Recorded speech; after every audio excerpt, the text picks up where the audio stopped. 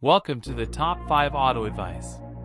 Automatic vehicles only have an oil pressure sensor and no temperature sensor.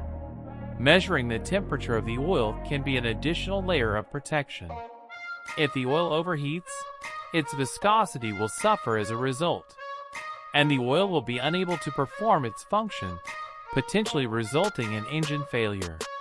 The ECU can now activate the limp home mode based on the oil temperature, or refuse to start the engine until the oil temperature returns to normal.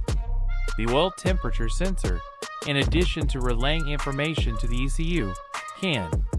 Additionally, information can be relayed to engage or displayed in front of the driver. The driver can then take preventative action and turn off the engine if the oil temperature rises too high. To be able to accurately measure the temperatures of oil, the sensor must come into direct contact with the engine oil. As a result, it is frequently found on the engine block or, less frequently, on the cylinder head. It is integrated into the oil level sensor in newer vehicles. A malfunctioning oil temperature can occur in a variety of ways, depending on how it fails.